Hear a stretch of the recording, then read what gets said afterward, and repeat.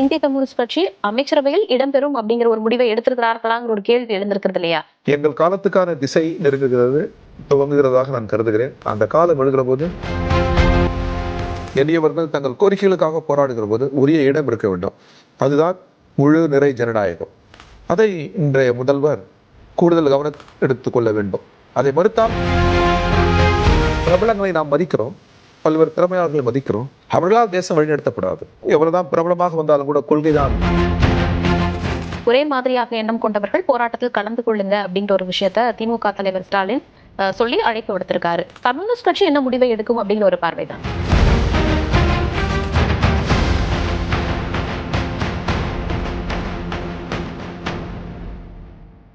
புதிய தலைமுறை நேயர்களுக்கு வணக்கம். சிறப்பு நேர்காணலுக்கு வரவேற்கிறேன். இன்று நம்முடன் அரங்கில் சிறப்பு விருந்தினராக இந்திய கம்யூனிஸ்ட் கட்சியின் மாநில செயலாளர் திரு வீரபாண்டியன் அவர்கள் இணைந்திருக்கிறார். வணக்கம் சார். வணக்கம். தாவேகாவிற்கு வெளியிலிருந்து ஆதரவு அப்படிங்கிற ஒரு நிலைப்பாட்டை எடுத்து ஆட்சியும் இப்போ தாவேகா செஞ்சு வந்துட்டு இருக்காங்க. 2 மாதங்களை கடந்து விட்டது. தாவேகா ஆட்சியை மதிப்பீடு செய்யணும் அப்படின்னா எப்படி செய்வீங்க? பல்வேறு அரசியல் நிலைகளில் சரியான திசை இருப்பதாக நான் கருதுகிறேன்.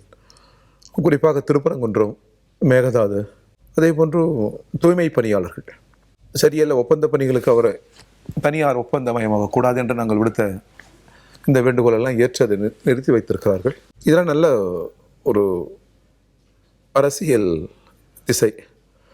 எங்களை பொறுத்தவரைக்கும் நாங்கள் மதச்சார்பின்மையிலே இந்த அரசு உறுதியாக இருக்க வேண்டும். கொடுத்த வாக்குறுதிகளை நிறைவேற்ற வேண்டும். குறிப்பாக கடைநிலையில் இருக்கிற ஏழைகள், எளிய மக்கள், இந்த உழைப்பாளி மக்களின் கோரிக்கைகளை நிறைவேற்ற வேண்டும். இதுதான் எங்கள் கோரிக்கை. ஒரு முற்றிலும் புதியவர்கள் ஆட்சி அதிகாரத்திற்கு எனவே ஒரு அரசியல் மூச்சு விடுவதற்கு கொஞ்சம் கால அவகாசங்கள் தேவை. இந்த மதச்சார்பின்மை மற்றும் உழைக்கும் மக்கள் கொடுத்த வாக்குறுதிகள் என்று அந்த நிலையில் உறுதியாக இருந்தாலே போதுமானது.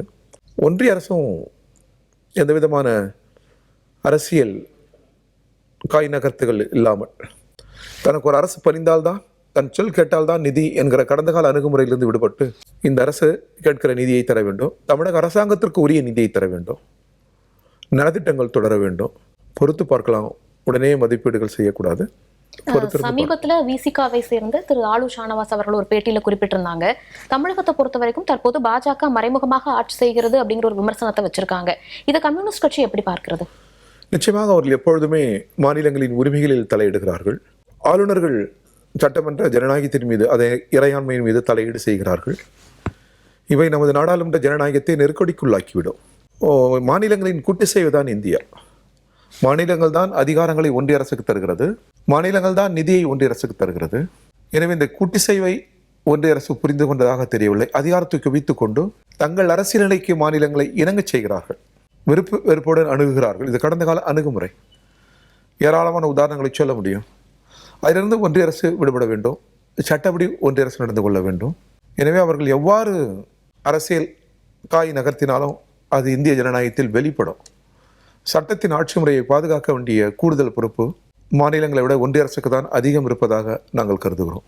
கம்யூனிஸ்ட் கட்சிகளை பொறுத்த வரைக்கும் பொதுவாகவே அரசியல் எதிரி அப்படிங்கிற மாதிரியான பிம்பம் எல்லாம் இல்லாம கொள்கை எதிரி, குறிப்பாக பாஜகவும் ஆர்எஸ்எஸும் அப்படிங்கிற ஒரு நிலைப்பாட்டோடு தொடர்ந்து பயணிக்கக்கூடியவங்களாக இருக்கீங்க. கடந்த காலத்திலையும் திமுகவுடன் பயணம் செய்யும் போது திமுக பாஜகவை எதிர்த்த விஷயங்கள், கம்யூனிஸ்ட் எதிர்த்த விஷயங்களை நம்ம பார்த்திருப்போம்.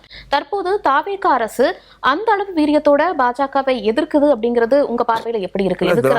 திராவிட முன்னேற்ற கழகம் ஒரு 70-75 ஆண்டு கால பாரம்பரியம் உள்ள கட்சி. நீண்ட நெடுங்காலம் ஆட்சி பொறுப்பில் இருந்திருக்கிறார்கள். இவர்கள் புதியவர்கள்.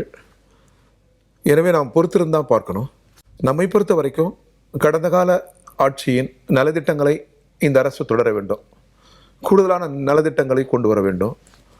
கடந்த கால ஆட்சி ஒன்றிய அரசுடன் சமரசம் செய்து கொள்ளவில்லை. மாநில உரிமைகளுக்காக அது எவ்வாறு உறுதியாக நின்றதோ அதை விட கூடுதலாக தமிழக முதல்வர், இன்றைய தமிழக முதல்வர், தமிழக அரசு உறுதியாக இருக்க வேண்டும் என்று நாங்கள் விரும்புகிறோம். நீங்கள் விரும்புகிறீர்கள். தற்போது அப்படி இருக்காங்க அப்படிங்கிற ஒரு நிலைப்பாடு உங்களுக்கு இருக்கா? நம்ம இன்னும் காலப்போக்கில் தான் இவையெல்லாம் தெரிய வரும். மாநில உரிமைகளுக்கான சமரசமற்ற குரல் இருக்கும் என்று முதல்வரும் சொல்றாரு, அமைச்சர்களும் சொல்றாங்க. அது மெய்ப்பட வேண்டும். அவ்வாறு இருக்கிற போது நாங்களும் உறுதுணையாக இருப்போம். சமீபத்தில் நாடாளுமன்றத்தில் மத்திய ஜல்சக்தி துறை அமைச்சர் மேகதாது விவகாரம் குறித்து பேசிய ஒரு விஷயம் வந்து சர்ச்சைக்குள்ளானது. அதற்கு தாவேக அரசு கடிதம் மூலமாக மட்டும்தான் ஒரு எதிர்ப்பு தெரிவிக்கிறாங்க, இன்னும் வலிமையான எதிர்ப்பு தெரிவிக்கணும் அப்படிங்கிற ஒரு குற்றச்சாட்டை எதிர்க்கட்சிகள் வச்சுட்டு வர்றதையும் பார்க்க முடியுது.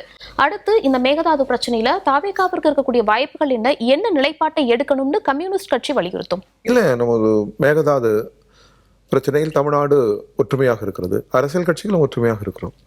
காவிரி நமது உரிமை, காவிரி நமது தொன்மை. எனவே அதில் எப்பொழுதுமே நாம் ஒரே நிலையில் இருக்கிறோம். அதில் எந்த சமரசமும் செய்து கொள்ளக்கூடாது. நாளை மறுதினம் முதல்வர் கர்நாடக முதல்வரை சந்திக்கிற பொழுது நீதிமன்ற தீர்ப்பு அமலாக்குவதற்கும் சட்டத்தின் ஆட்சி முறை நிலைபெறுவதற்கும் அழுத்தங்கள் தர வேண்டும். நமது உரிமைகளை விட்டு தருகிற பேச்சுக்கே இடமில்லை. நாம் நீர்பிடிப்பில் பகுதியில் இல்லை, நீருக்காக இயங்கும் பகுதியில் இருக்கிறோம். எனவே கூடுதல் பொறுப்பு கர்நாடக அரசுக்கு தான் உண்டு. இங்கே நாம் தண்ணீர் கேட்கிறோம் டெல்டாவுக்கு மட்டுமல்ல, தமிழகத்திற்கு மட்டுமல்ல. பல லட்சக்கணக்கான மக்கள் கன்னட மொழி பேசுகிற மக்கள் இருக்கிறார்கள், கேரள மொழி பேசுகிற மக்கள் இருக்கிறார்கள், தெலுங்கு மொழி பேசுகிற மக்கள் இருக்கிறார்கள். ஒரு தேசிய ஒருமைப்பாட்டு குடும்பம் போல் இருப்பது தமிழ்நாடு. இதையும் கர்நாடக அரசு கவனத்தில் கொள்ள வேண்டும். நம்ம பெங்களூர் மக்களின் தேவைகளையும் கவனத்தில் கொள்கிறோம். அதை நாம் கடந்து செல்லவில்லை. அங்கே இருப்பது தமிழர்கள், அங்கே இருப்பது கன்னட மக்கள். எனவே தமிழ்நாட்டிற்கு அந்த பார்வை எப்பொழுதும் உண்டு. பிரச்சனை இப்பொழுது சட்டப்படி நமக்கான நீர், நீதிமன்ற தீர்ப்பின்படி நமக்கான நீர், அதை உறுதி செய்ய வேண்டும்.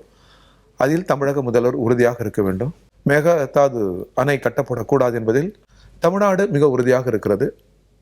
அரசும் உறுதியாக இருக்க வேண்டும் என்று நாங்கள் விரும்புகிறோம், நம்புகிறோம்.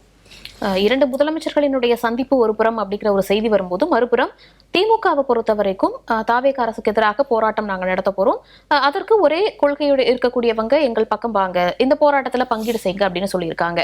அதை எப்படி பார்க்கணும்? இது அவர்கள் கருத்து, அவர்கள் நிலை. நாங்களும் கூட தெளிவுபடுத்தியிருக்கிறோம். தாவேகாவை வெளியிலிருந்து நாங்கள் ஆதரிக்கிறோம், அது பலமுறை தெளிவுபடுத்தியிருக்கிறோம். கூட்டணியில் நாங்கள் இல்லை, அமைச்சரவையில் நாங்கள் இல்லை. மக்கள் அளித்த அதிகாரத்தின் மீது ஆளுநர் அமர்ந்து விடக்கூடாது. எனவே மக்கள் தீர்ப்புக்கு மதிப்பளித்து மக்கள் தீர்ப்பை நாங்கள் வழிமொழிந்திருக்கிறோம், அவ்வளவுதான். மற்றபடி திமுக, அதிமுக, தாவேகா ஒரு ஜனநாயக சக்திகள் தான். எனவே தமிழ்நாட்டு நலனுக்காக, தமிழ் மக்களின் உரிமைகளுக்காக, நாட்டின் இறையாண்மைக்காக, நாடாளுமன்ற ஜனநாயகத்தை காப்பதற்காக, சட்டத்தின் ஆட்சி முறைமைக்காக ஜனநாயக சக்திகள் போராடினால் அது கம்யூனிஸ்ட் கட்சி வரவேற்கிறது. கம்யூனிஸ்டுகள் போராடுகிற போதும் ஜனநாயக சக்திகள் இணைந்து கொள்ள வேண்டும் நாங்கள் விரும்புகிறோம். இது தேசத்தின் பொது நலன் சார்ந்த பிரச்சனைகளில். மற்றபடி அவரவர் கட்சிக்கு ஒரு நிலை இருக்கிறது. தேர்தல் வருகிற போது அவரவர்கள் ஒரு நிலையை எடுக்கலாம். ஆனால் தேசத்தின் பொது நலன்களில் நாம் அனைவரும் ஒரு விரிவடைந்த மேடையில் அமர வேண்டும். ஜனநாயக சக்திகளும் இடதுசாரி சக்திகளும். எங்கள் கட்சி காங்கிரஸ் அவ்வாறு முடிவு செய்திருக்கிறது. திமுகவை பொறுத்த வரைக்கும் அவர்களோட நட்புறவோடு தான் இருக்கோம் அப்படிங்கிறத விசிக வந்து தொடர்ந்து சொல்லிட்டு வந்துட்டு இருக்காங்க. சமீபத்தில் இந்திய கம்யூனிஸ்ட் கட்சியும், அதாவது நீங்களும் எதிர்க்கட்சி தலைவர் உதயநிதி அவர்களும் ஒரு நிகழ்ச்சியில ஒரே மேடையில இருந்ததையும் பார்க்க முடிஞ்சது. கம்யூனிஸ்ட் கட்சியை பொறுத்த வரைக்கும் அடுத்து வரக்கூடிய இடைத்தேர்தல், உள்ளாட்சி தேர்தல் அப்படின்னு பார்க்கும்போது எப்படி பயணிக்கும்? ஆதரவு கூட்டணிங்கிற நிலைப்பாடு, அந்த முடிவுகளை எப்படி எடுக்கும்? தொடர் நல்லக்கண்ணு அவர்களின் சிலை திறப்பு விழாவில் நானும் பங்கேற்றேன், எதிர்க்கட்சி தலைவரும் பங்கேற்றார். அது மிக இயல்பு. நம்மளுடைய எங்களுக்கு ஒன்றும் திமுக, அதிமுக, தாவேகா பகைமுரண் இல்லை. பகைமுரண் உள்ளது RSS சித்தாந்த ரீதியில், அரசியல் ரீதியில் பிஜேபி. இது அரசியலாக தான் அவர்களையும் நாங்கள் அணுகுகிறோம். அவர்கள் மீது கூட எங்களுக்கு வெறுப்பு அரசியலோ அவதூறு அரசியலோ இல்லை. ஒரு ஐடியாலஜிக்கல் வார், அதில் நாங்கள் ஃப்ரண்ட்ல நிற்கிறோம், லெஃப்ட். எங்களை பொறுத்த வரைக்கும் தேர்தல் நேரங்களில் அது குறித்து கட்சி, தேசிய தலைமை, மாநில தலைமை இருக்கிறது முடிவு செய்யும். அதற்கு முன்னால் இடதுசாரிகள் ஒரு ஒருங்கிணைப்பு குழுவை நாங்கள் உருவாக்கியிருக்கிறோம். அது தேர்தலுக்கானதல்ல, தமிழ்நாட்டு நலனுக்காக, உழைப்பாளி மக்களின் உரிமைகளுக்காக குரல் எழுப்புகிற, போராடுகிற ஒரு அமைப்பு.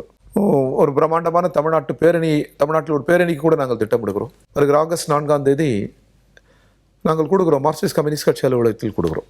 முதலில் இந்திய கம்யூனிஸ்ட் கட்சி, CPI, ML, CPM என்று சுற்றாக நாங்கள் கூடி வருகிறோம். இந்த ஒருங்கிணைப்பு குழுவும் இதில் ஜனநாயக சக்திகளுடன் இணைந்து தேசத்தின் நலனுக்காக குரல் எழுப்போம். தேர்தல், உள்ளாட்சி தேர்தல், மாநில தேர்தல், நாடாளுமன்ற தேர்தல் வருகிற போது, சட்டமன்ற தேர்தல், நாடாளுமன்ற தேர்தல் வருகிற போது அப்பொழுது அது குறித்து நாங்கள் முடிவு செய்வோம். ஒசூர்ல நீங்க சமீபத்துல பேசின ஒரு விஷயம் வந்து கவனம் பெற்றதாகவும் மாறி இருந்தது. குறிப்பாக அமைச்சரவை குறித்து நீங்க பேசின விஷயம், இதன் மூலமாக இந்திய கம்யூனிஸ்ட் கட்சி அமைச்சரவையில் இடம்பெறும் அப்படிங்கிற ஒரு முடிவை எடுத்திருக்கிறார்களாங்கிற ஒரு கேள்வி எழுந்திருக்கிறது இல்லையா? அதற்கு உங்களது பதில் என்ன? அவ்வாறு அல்ல. வெளியிலிருந்து ஆதரிக்கிறோம், அமைச்சரவையில் அல்ல, கூட்டணியில் அல்ல. வெளியிலிருந்து ஆதரிப்பது ஜனநாயகத்திற்காக. எங்கள் கட்சி முடிவது, கட்சி கூடி எடுக்கிற முடிவை தான் செயலாளர் வழிமொழிய வேண்டுமென்றி அங்கே ஒரு புது முடிவை என்னால் எடுக்க முடியாது.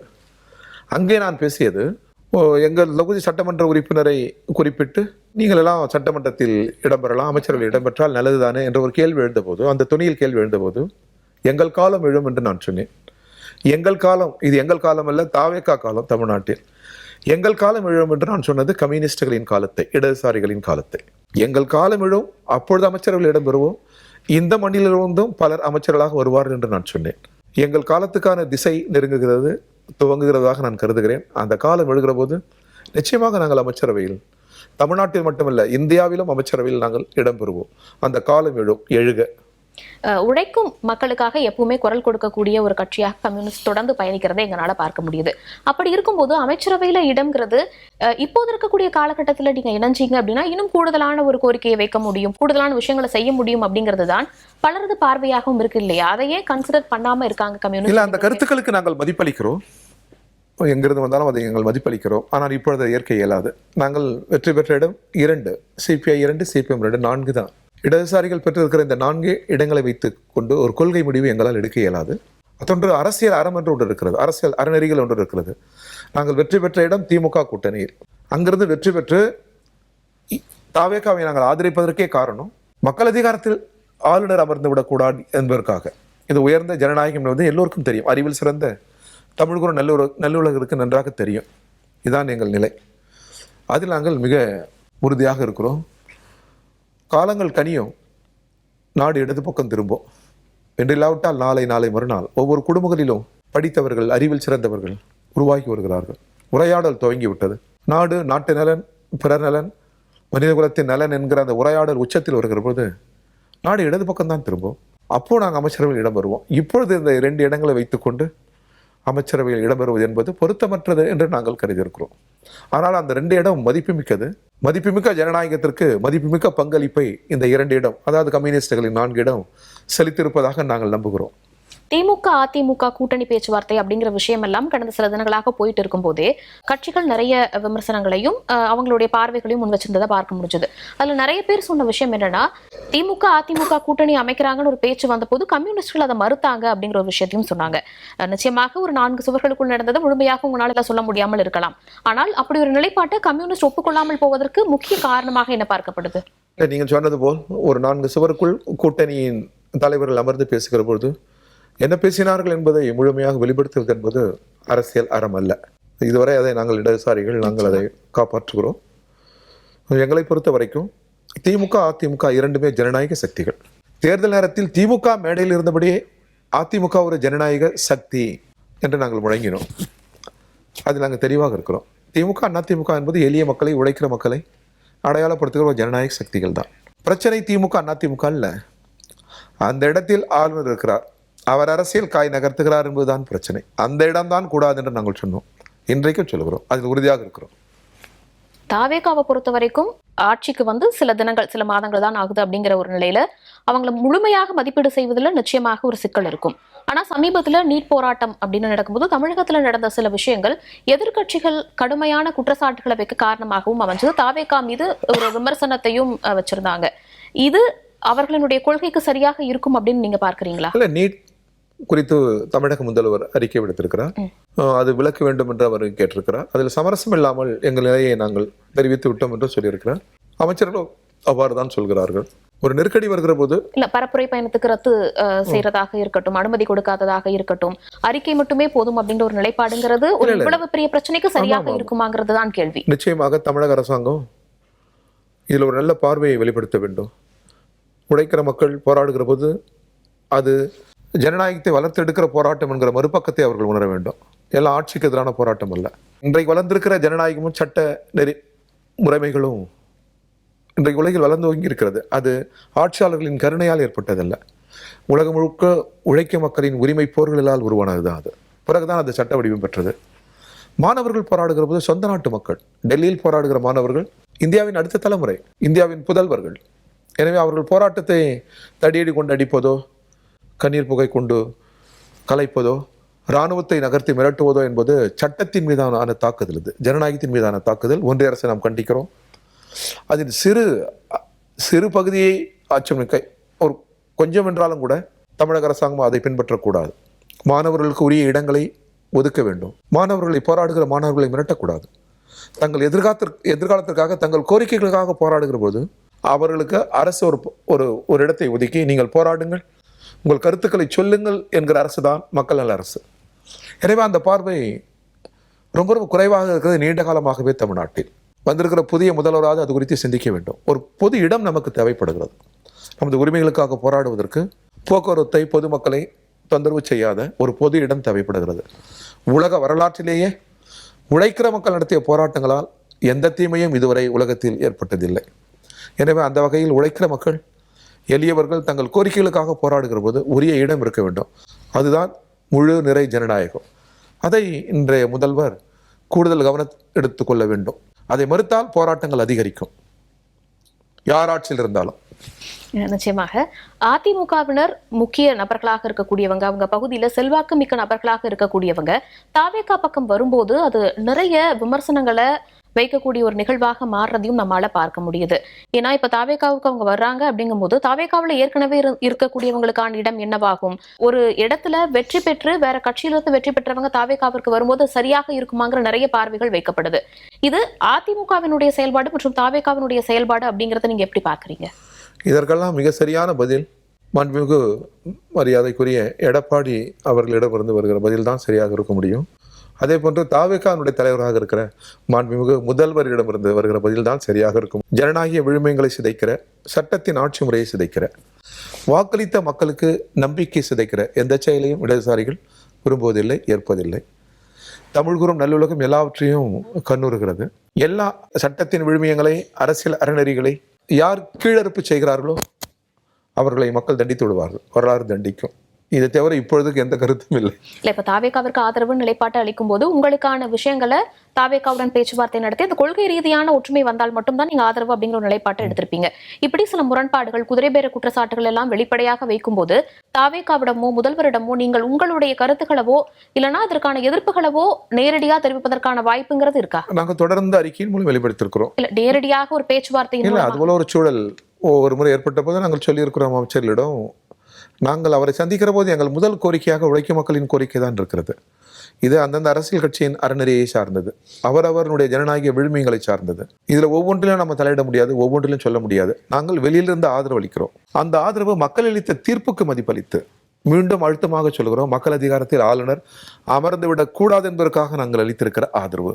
அரசின் ஒவ்வொரு திசை போக்கையும் நாம் வழிநடத்த முடியாது, ஆனால் அதன் மீது கருத்து சொல்ல முடியும். மக்களை பாதிக்கிற போது, எளிய மக்களை பாதிக்கிற போது முதல் குரலாக எங்கள் குரல் தான் இருக்கும். சமரசம் இல்லாமல் அந்த குரலை நாங்கள் எழுப்புவோம். அதாவது சில நேரங்களில் ஆதரவு அளிக்கிறோம், இன்றைக்கு எங்கள் ஆதரவு தேவைப்படாமல் கூட போகலாம். அந்த சூழலிலும் நாங்கள் மக்கள் பக்கம்தான்.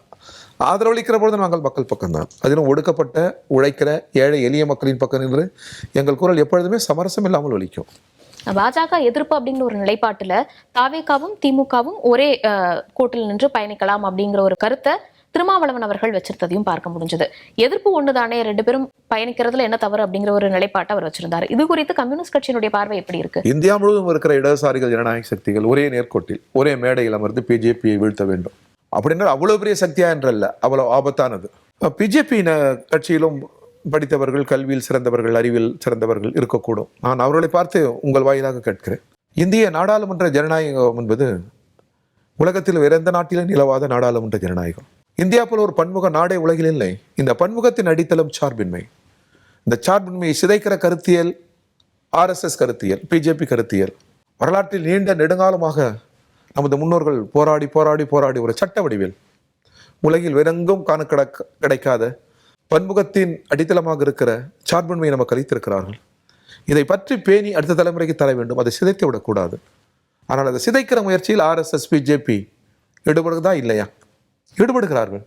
எனவேதான் அவர்களை நாங்கள் அரசியல் ரீதியாக எதிர்க்கிறோம். இதுதான் பெரிய ஆபத்து என்கிறோம். அடுத்து ஒரு பன்முகம் இல்லாமல் சிதைந்து விடக்கூடாது, மதச்சார்பின்மை இல்லாமல் சிதைந்து விடக்கூடாது, நாடாளுமன்ற ஜனநாயகம் இல்லாமல் சிதைந்து விடக்கூடாது, பன்முக அரசியல் கட்சி இயங்கும் முறை இல்லாமல் நாடு சிதைந்து விடக்கூடாது.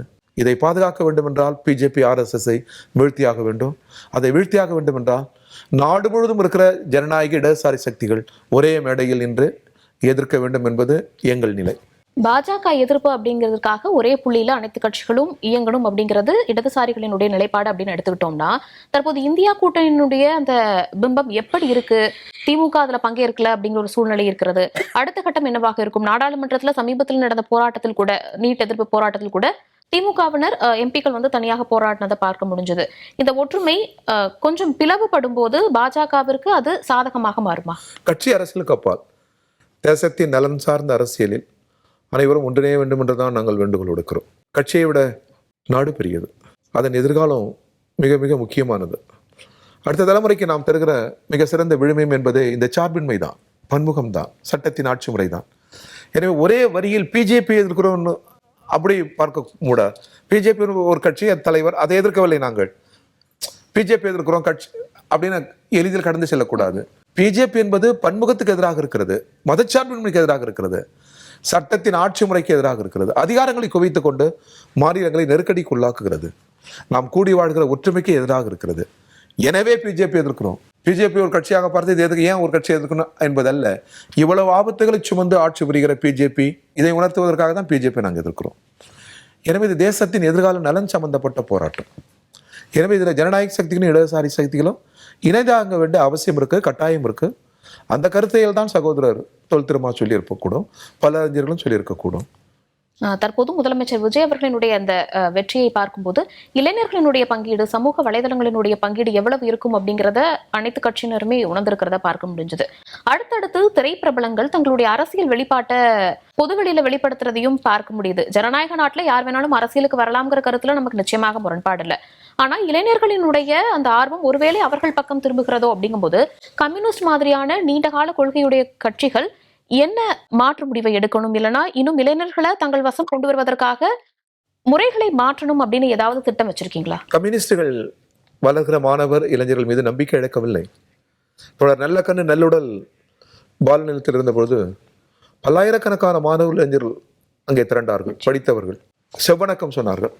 எனவே அது சாதாரணமானதல்ல. இப்பொழுது பால நிலையத்தில் நடைபெற்ற போராட்டம், நீட் விலக்கு போராட்டத்திலும் பல்லாயிரக்கணக்கான மாணவர் இளைஞர் இரவு பகலாக அங்கே அந்த போராட்டத்தில் பங்கேற்றார்கள். அவர்கள் உதித்த முழக்கங்கள் சாதாரணமானதில்லை. இன்க்லாப் ஜிந்தாபாத், நிறைவாக ஜெய் பீம் என்றவர் சொல்கிறார்கள், சோசியலிசம் என்று சொல்கிறார்கள். நிறைவாக சொல்லுகிற பொழுது இன்க்லாப் ஜிந்தாபாத் என்றார்கள். எனவே இந்த இளைஞர்கள் எல்லோரும் கற்றவர்கள் தான், படித்தவர்கள் தான். இந்தியாவின் பல்கலைக்கழகங்களில் கம்யூனிஸ்டுகளுக்கு ஒரு இடம் இருக்கு, கல்லூரிகளில் கம்யூனிஸ்டுகளுக்கு ஒரு இடம் இருக்கிறது. ஒவ்வொரு குடும்பங்களிலும் நுட்பியல், இந்த தகவல் தொழில்நுட்ப யுகத்தில் ஒவ்வொரு குடும்பங்களிலும் அறிவு சமூகம் தோன்றி வருகிறது. இது உரையாடல் செய்யும். இந்த உரையாடல் ஜாதியை கடக்கும், மதங்களை கடக்கும், பிரதேசங்களை கடக்கும், எல்லை தாண்டும், மனிதகுலத்தின் விடுதலையின் பக்கம் நிற்கும். சின்ன உதாரணம் ஸ்பெயின் வெற்றி பெற்றது. சின்ன உதாரணம் அல்ல, பிரம்மாண்டமான உதாரணம். ஸ்பெயின் வெற்றி பெற்றவுடன் ஒரு தேசத்தின் அணி வெற்றி பெறுகிற போது அந்த அர்ப்பணிப்பை அந்த தேசத்திற்கு தான் வழங்குவார்கள், தேசத்துக்கு அர்ப்பணிப்பார்கள். ஆனால் பாலஸ்தீன விடுதலைக்கு அர்ப்பணித்தார்கள். இப்போ விளையாட்டில் கூட இடது பக்கம் உலகம் திரும்புகிறது. எனவே கல்வியால் வளர்கிற இளைஞர்கள், நுட்பங்களால் வளர்கிற இளைஞர்கள் இடது பக்கம் திரும்புவார்கள் என்கிற நம்பிக்கை எங்களுக்கு இருக்கிறது. ஒரு சுற்றி வருகிற போது இடது பக்கம் தான் உலகமும் தமிழ்நாடும். ஏன் இந்த கேள்வி இப்போ மீண்டும் வைக்கப்படுது அப்படின்னா, சமீபத்துல சிஜேபி போராட்டம் நார்த் இந்தியா பக்கம் நடக்கும்போது சிலர் முதலமைச்சர் விஜய் அவர்களினுடைய புகைப்படத்தை வச்சு பிரதமர் ஆகணும் வேட்பாளர் அப்படிங்கிற மாதிரியான கோஷங்கள் எல்லாம் எழுப்பி அதற்கான சமூக வலைதள பக்கத்தையும் இயக்கி வந்துட்டு அது ரொம்ப வைரலானதை பார்க்க முடிஞ்சது. மறுபுறம் தமிழ்நாட்டை பொறுத்த வரைக்கும் திரைப்பிரபலங்கள், அதாவது முதலமைச்சர் விஜயனுடைய வெற்றிக்கு பிறகு அரசியலுக்கான அந்த வருகை ஒரு வெளி ஆசை முன்னாடி இருந்திருக்கலாம், அது குறித்து தற்போது அதிகமாக பேச தொடங்குறாங்க. சமீபத்துல தனுஷ் அவர்கள் பிறந்தநாள் விழாவில் கூட அவர் பேசிய விஷயங்களை அப்படிதான் டீகோட் செஞ்சிருக்காங்க. இது மாதிரியான சம்பவங்கள் தொடர்ந்து நடக்கும்போது தான் ஒருவேளை ஜெனரேஷன் மாறுதா, இல்ல அப்படி மாறும்போது அரசியலும் மாறுமா அப்படிங்கிற ஒரு கேள்வி. ஒருபோதும் இல்லை, கொள்கை வழிதான் உலகம். சாப்ளின் இருக்கு நல்ல உதாரணம். அவரை போல் உலக புகழ் வாய்ந்த நடிகர் இல்லை. ஆனால் அவர் யுத்தத்தை எதிர்த்தார். போர்க்களத்தில் நேச நாடுகளுக்கு ஆதரவாக, குறிப்பாக சோவியத் யூனியனுக்கு ஆதரவாக நின்றார். டிக்டேட்டர்ஸ், ஹிட்லர் போன்றவர்களை கேலி செய்து மிக துணிச்சலாக படம் எடுத்தார். வரலாற்றை இன்றைக்கும் அவர் வாழ்கிறார். எனவே ஒரு கட்டத்தில் எவ்வளவுதான் பிரபலமாக வந்தாலும் கூட கொள்கை தான் உயிர் வாழும். பெரியாரை யார் நினைக்கிறோம், அம்பேத்கரை, காந்தி ஏன் நினைக்கிறோம்? கொள்கை வழி தலைவர்கள். நிலக்கண்ண சங்கராயாவை ஏன் பெற்று நிற்கிறோம்? கொள்கை வழி தலைவர்கள். தேசத்திற்கு கொள்கை தான் முக்கியம். பிரபலமானவர்கள் வருவார்கள், போவார்கள். பிரபலம் ஒரு துறையில் அல்ல, விளையாட்டுத் துறையில், கலை இலக்கியத் துறையில், பல துறையில் மின்னுவார்கள். பிரபலங்களை நாம் மதிக்கிறோம், பல்வேறு திறமையாளர்களை மதிக்கிறோம். அவர்களால் தேசம் வழிநடத்தப்படாது, கொள்கை வழி உள்ளவர்களால் தான். நாட்டிற்காக, பிறருக்காக தன்னலம் மறந்து பாடுபடுகிற கொள்கையாளரால் தான் நாடு வழிநடத்தப்படும். எனவே நாட்டுக்குள் இது அடக்குமே தவிர இவர்களுக்குள் நாடு அடங்காது. இவர்களைப் போல் பல்லாயிரக்கணக்கானவர்களை பார்த்த நாடு இது. காந்தியை விடவா, பகவத்சிங்கை விடவா, எவ்வளவு இயக்கங்களை பார்த்த நாடு இந்த நாடு. எனவே கொள்கைக்காக இந்த நாடு காத்திருக்கிறது. எனவேதான் அரசியல் சாசனத்தில் டாக்டர் அம்பேத்கர் சோசியலிசத்தின் திசை வழியை காட்டிருக்கிறார். அந்த திசை வழி நகர்வதுதான் அரசியலாக இருக்க முடியும், கொள்கையாக இருக்க முடியும். அதற்காக நாங்கள் மட்டுமல்ல, அடுத்தடுத்த தலைமுறையும் அந்த வழியில் பயணிக்கும் என்கிற நம்பிக்கை எங்களுக்கு உண்டு. நிறைவாக ஒரு கேள்வி. திமுகவை சேர்ந்த முக்கிய நபர்கள் திரும்ப திரும்ப தாவேகா ஆட்சி குறுகிய காலம்தான் நீடிக்கும், மறுபடியும் ஆட்சி வரும் அப்படின்னு சொல்றத பார்க்க முடியுது. இது வெறுமனே அவர்களினுடைய தொண்டர்களை ஊக்குவிக்கிறதுக்காகவும் மகிழ்ச்சி செய்வதற்காகவும் சொல்ற ஒரு செயல் எடுத்துக்கலாமா, இல்ல உண்மையாகவே அந்த சூழல் நிலவுது அப்படின்னு நினைக்கிறீங்களா? எவ்வாறாக இருந்தாலும் மக்கள் அளித்த தீர்ப்புக்கு தலைவணங்க வேண்டும். வென்றவர்கள் ஆட்சி நடத்தட்டும். அவர்கள் தவறு செய்கிற போது சுட்டிக்காட்ட, எதிர்க்க மற்றபடியான முழு உரிமை நமக்கு உண்டு. வலைதளங்களில் அதை சொல்லலாம், நேரடியாக உரையாடல், எழுதலாம், பேசலாம். ஆனால் இன்றைக்கு இதன் மூலம் உங்களுக்கு வேண்டுகோள், எங்களுக்கு ஒரு பொறுப்பு வாய்ந்த கட்சியின் சார்பில் நாங்கள் வேண்டுகிறோம். வலைதளங்களில் கருத்துக்களும் சொல்லாடல்களும் தமிழ் உலகுக்கு ஏற்றதாக இல்லை. அறிவு சமூகம் தமிழ் சமூகம், தொன்மை சமூகம் தமிழ் சமூகம், செவ்வியல் சமூகம் தமிழ் சமூகம், உழைக்கும் மக்களை நிரம்ப கொண்ட சமூகம் தமிழ் சமூகம். கண்ணியமற்ற வார்த்தைகள் நிறைய இருக்கு. கருத்துக்கள் முட்டி மோதலாம், தவறொன்றும் இல்லை. ஆனால் புதிய கருத்து ஒன்று பிறக்க வேண்டும். ஆனால் தமிழுக்கு அந்நியமான மிக மிக தூரத்தில் இருக்கிற சொற்களை தேடி எடுத்து காது கூசுகிற, ரொம்ப வெட்கப்படுகிற, அதை படித்தால் நமக்கே வெட்கம் வருகிறது, அது போன்ற சொல்லாடல்கள் தவிர்க்கப்பட வேண்டும். ஒவ்வொரு கட்சியும் அதற்கு பொறுப்பு இருக்க வேண்டும். இடதுசாரிகள் அதுபோல ஒரு சொல்லாடலை நீங்கள் எப்பொழுதும் பயன்படுத்துவதில்லை. எனவே ஒரு ஜனநாயக அரசியல் அறநெறி விழுமியங்களை தாங்கிய அரசியல் சொல்லை தமிழுக்கு ஒரு நல்ல உலகம் எதிர்பார்க்கிறது. அந்த திசைக்கு திரும்பி அதுபோன்ற கருத்துக்களால் மோதுவது நல்லது. அதனால் ஜனநாயகம் வளரும். ஆகஸ்ட் 3ஆம் தேதி நடக்கக்கூடிய இந்த போராட்டத்துல கொள்கை ரீதியாக ஒரே மாதிரியாக எண்ணம் கொண்டவர்கள் போராட்டத்தில் கலந்து கொள்ளுங்க அப்படின்ற ஒரு விஷயத்த திமுக தலைவர் ஸ்டாலின் சொல்லி அழைப்பு விடுத்திருக்காரு. இந்த போராட்டத்தை பொறுத்த வரைக்கும் கம்யூனிஸ்ட் அந்த போராட்டத்துக்கு செல்லுமா, என்ன ஒரு முடிவில் இருக்கீங்க? அது ஜனநாயகத்தில் மிக மிக இயல்பானது, ஒரு வேண்டுகோள் விடுப்பது. பொதுநலன் கருதி வட்டாரங்களில், சிற்றூர்களில், கிராமங்களில் நாம் எல்லோரும் ஒன்றிணைந்து தான் பாடுபடுகிறோம். யாரும் வேடிக்கை பார்ப்பதில்லை. இது தமிழ் சமூகத்தில் இருக்கிற நல்லறம். இது எவ்வளோ நற்காரியங்கள், ஒரு பிறந்த நாள் நிகழ்வுகளில், மறைவு நிகழ்வுகளில், துயர நிகழ்வுகளில், இன்றைக்கும் பல்வேறு கிராமங்களில் திமுக, அதிமுக, காங்கிரஸ், கம்யூனிஸ்ட் எல்லோரும் நாம் ஒரே மேடையில் இருக்கிறோம் அல்லவா? அது ஒன்றும் தவறல்ல. அது தொடர வேண்டும். ஜனநாயகத்துக்கான அழைப்பு மிக இயல்பானது. பொருத்தப்பாடு இருக்குமையானால் ஜனநாயக கட்சிகள் சேருவதில் ஒன்றும் தவறில்லை. இல்ல, ஒரு புறம் முதலமைச்சர்களுடைய சந்திப்பு, மறுபுறம் போராட்டத்திற்கு அழைப்பு அப்படிங்கும் போது கம்யூனிஸ்ட் கட்சி என்ன முடிவை எடுக்கும் அப்படிங்கிற ஒரு பார்வைதான். எங்கள் கட்சி நாங்கள் எங்கள் முடிவை சொல்லிட்டு 1ஆம் தேதி ஒரு ஆர்ப்பாட்டத்தை வைத்திருக்கிறோம். தமிழ்நாடு முழுவதும் மாவட்ட தலைநகரங்களில் மேகதாது கட்டுகிற முயற்சியை கைவிட வேண்டும். இந்த போராட்டத்தை இடதுசாரி நடத்துகிறோம். அடுத்த நாள் மார்க்சிஸ்ட் கம்யூனிஸ்ட் கட்சி நடத்துகிறது, சிபிஐ எம்எல் நடத்துகிறது, பல்வேறு ஜனநாயக சக்திகள் நடத்துகிறோம்.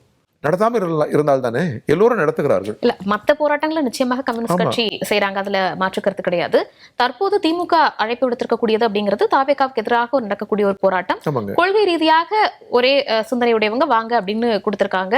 விவசாயிகளுடைய பிரச்சனை, இந்த மாதிரியான ஒரு விஷயங்களையும் சொல்லியிருக்காங்க. அப்படிங்கும் போது கம்யூனிஸ்ட் அதற்கு தாவேகாவை எதிர்க்க வேண்டிய காலச்சூழல் இதுவல்ல.